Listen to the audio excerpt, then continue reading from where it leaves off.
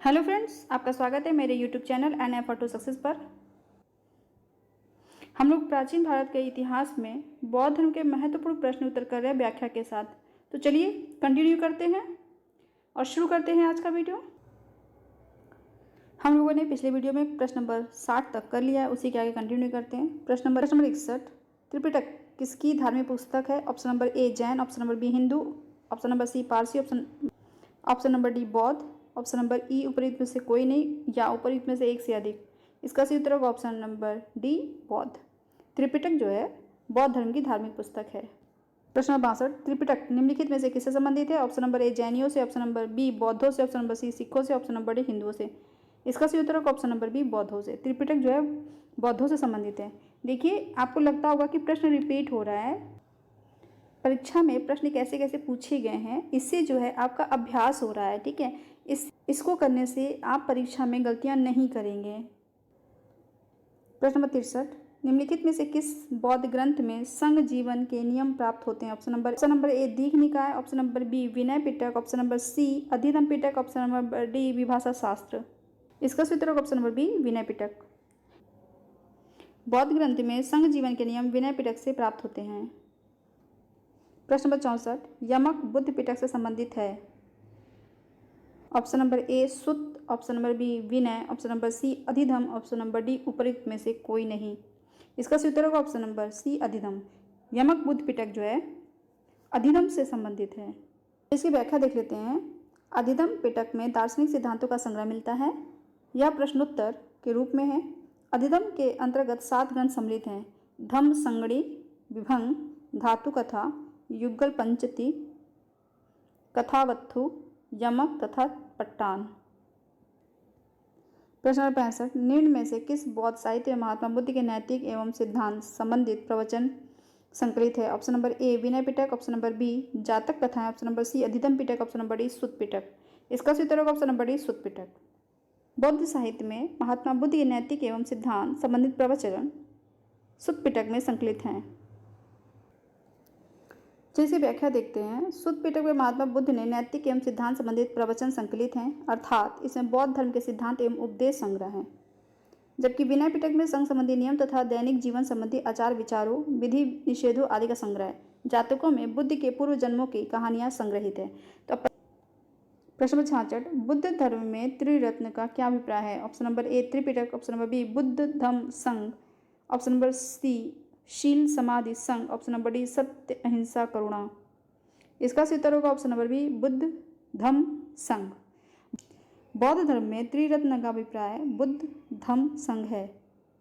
तो इसकी व्याख्या देखते हैं। बुद्ध धम्म एवं संघ बौद्ध धर्म के त्रिरत्न हैं।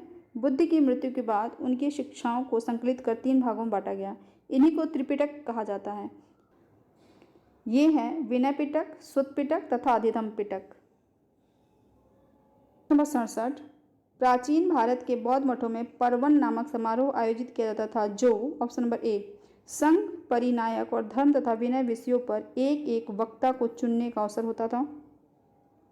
ऑप्शन नंबर बी वर्षा ऋतु के दौरान मठों में प्रवास के समय भिक्षुओं द्वारा किए गए अपराधों की स्वीकारोक्ति का अवसर होता था। ऑप्शन नंबर सी किसी नए व्यक्ति को बौद्ध संघ में प्रवेश देने का समारोह होता था जिसमें उसका सिर मुंडवा दिया जाता था और पीले वस्त्र दिए जाते थे। ऑप्शन नंबर डी आषाढ़ की पूर्णिमा के अगले दिन बौद्ध भिक्षुओं के एकत्र होने का अवसर होता था जब वे वर्षा ऋतु के आगामी 4 महीनों के लिए निश्चित आवास चुनते थे। तो इसका सही उत्तर होगा ऑप्शन नंबर बी। वर्षा ऋतु के दौरान मठों में प्रवास के समय भिक्षुओं द्वारा किए गए अपराधों की स्वीकारोक्ति का अवसर होता था। इसकी व्याख्या देखते हैं। वर्षा ऋतु के समय 4 महीने बौद्ध भिक्षु बौद्ध महाविहारों में निवास करते थे। इस समय धर्म प्रचार का कार्य स्थगित रहता था। वर्षा ऋतु की समाप्ति पर जब पुनः धर्म प्रचार कार्य प्रारंभ होता था तो बौद्ध भिक्षु पर्वन नामक समारोह आयोजित करते थे जिसमें पीछे किए गए कार्यों पर विचार करते हुए आगे की कार्य योजना बनाई जाती थी। इसके अतिरिक्त भिक्षु इस समारोह में अपने द्वारा किए गए अपराधों को स्वीकार करते थे। प्रश्न नंबर 68, अशोकाराम विहार निम्नलिखित में से किस स्थान पर स्थित था? Option number A Vaishali, option number B Pataliputra, option number C Kaushambi, option number D Shravasti. इसका सही उत्तर होगा option number B Pataliputra. Ashokaram Bihar जो है पाटलिपुत्र में स्थित था। चलिए इसकी व्याख्या देखते हैं। प्रसिद्ध बौद्ध ग्रंथ महावंश के अनुसार मौर्य शासक अशोक ने पाटलिपुत्र में अशोकाराम विहार को निर्मित करवाया था। इस विहार का निर्माण इंद्रगुप्त नामक थेर भिक्षु के निरीक्षण में हुआ था। तीसरी बौद्ध संगति भी अशोक के समय हुई थी। प्रश्न नंबर 69, विश्व का सबसे ऊंचा कहा जाने वाला विश्व शांति स्तूप बिहार में कहाँ है? Option number A Vaishali, option number B Nalanda, option number C Rajgir, option number D Patna. इसका सही उत्तर होगा ऑप्शन नंबर सी राजगीर। जिसकी व्याख्या देखते हैं। बिहार में राजगीर की पहाड़ियों 400 मीटर की ऊंचाई पर स्थित शांति स्तूप विश्व का सबसे ऊंचा कहा जाने वाला विश्व शांति स्तूप है। प्रश्न नंबर 70, बुद्ध की 80 फुट बड़ी प्रतिमा जो बोध गया में निर्मित की गई थी। ऑप्शन नंबर ए जापानियों के द्वारा, ऑप्शन नंबर बी थाई लोगों के द्वारा, ऑप्शन नंबर सी श्रीलंकाइयों के द्वारा, ऑप्शन नंबर डी भूटानियों के द्वारा। इसका सही उत्तर होगा ऑप्शन नंबर ए जापानियों के द्वारा। बुद्ध चलिए इसकी व्याख्या देख लेते हैं। बुद्ध की 80 फुट ऊंची बोध गया में स्थित प्रतिमा लाल ग्रेनाइट एवं बलुई पत्थर से निर्मित है, जिसके निर्माण में 7 वर्ष का समय लगा। यह प्रतिमा जापान के दाइजोक्यू संप्रदाय के सहयोग द्वारा निर्मित की गई थी। प्रश्न नंबर 71, सर्वप्रथम स्तूप शब्द कहाँ मिलता है? Option number A Rigveda, option number B Jataka कथा, option number C Arthashastra, option number D Ashtadhyayi, option number E इनमें से कोई नहीं। इसका सही उत्तर होगा ऑप्शन नंबर ए ऋग्वेद। सर्वप्रथम स्तूप शब्द ऋग्वेद में मिलता है। चलिए इसकी व्याख्या देखते हैं। सर्वप्रथम स्तूप शब्द का वर्णन ऋग्वेद में प्राप्त होता है। इसके अतिरिक्त अथर्ववेद, वाजस्नेयी संहिता, तैत्तिरीय ब्राह्मण संहिता, पंचविंश ब्राह्मण आदि ग्रंथों से स्तूप के संबंध में जानकारी मिलती है। स्तूप शब्द का शाब्दिक अर्थ है किसी वस्तु का ढेर।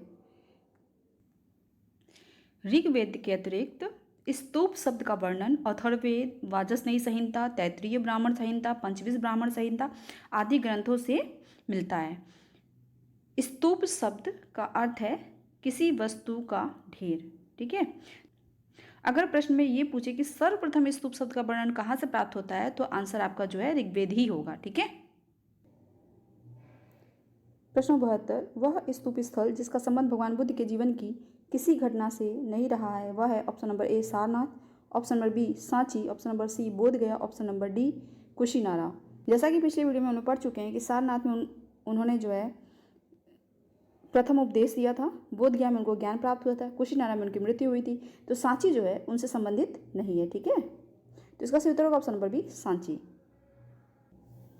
जिसकी व्याख्या देख लेते हैं। बोध गया का स्तूप स्थल बुद्ध की ज्ञान प्राप्ति से, सारनाथ धर्मचक्र प्रवर्तन से, अगर या कुशीनारा बुद्ध की मृत्यु से संबंधित है, जबकि सांची बुद्ध के जीवन की किसी विशेष घटना संबंधित नहीं है। प्रश्न 73, निम्नलिखित स्तूपों का सही तैथिक क्रम कालानुक्रम क्या है? Option number A Bharhut Sanchi Amaravati Dhamek, option number B Amaravati Sanchi Bharhut Dhamek, option number C Sanchi Amaravati Bharhut Dhamek, option number D Dhamek Bharhut Amaravati Sanchi. देखिए भरहुत और सांची जो है अशोक के शासनकाल का है। ठीक है।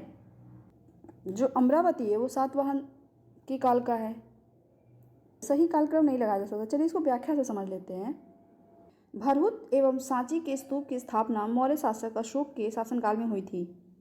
कुछ ऐतिहासिक स्रोत धमेक स्तूप का निर्माण काल भी अशोक के शासनकाल को ही मानते हैं। अमरावती स्तूप का निर्माण सातवाहन के समय में हुआ था। भरहुत, सांची तथा धमेक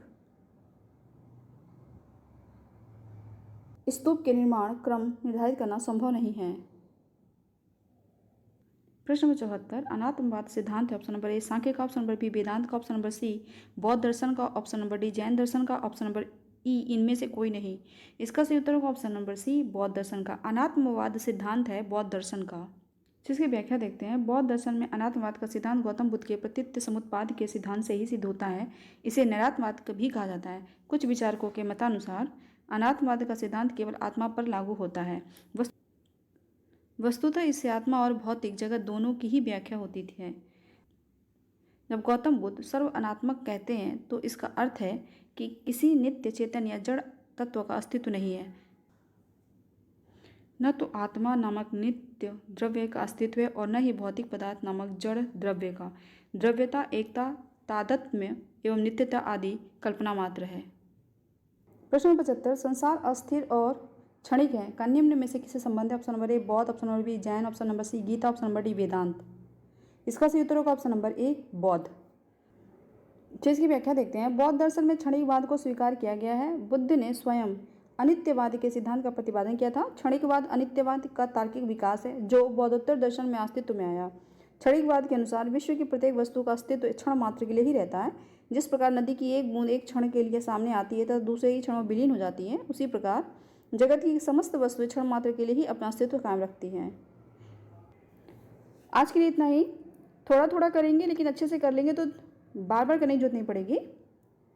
अगर आपको मेरा वीडियो पसंद हो मेरे वीडियो को लाइक कर दीजिए, मेरे अपने दोस्तों के साथ ज़्यादा से ज़्यादा शेयर करिए। मेरे चैनल पर पहली बार आए तो मेरे चैनल को सब्सक्राइब कर लीजिए, क्योंकि इसी तरीके से हम लोग हिस्ट्री भी खत्म करेंगे और ज्योग्राफी सारे सब्जेक्ट ऐसे ही करके हम लोग खत्म कर लेंगे।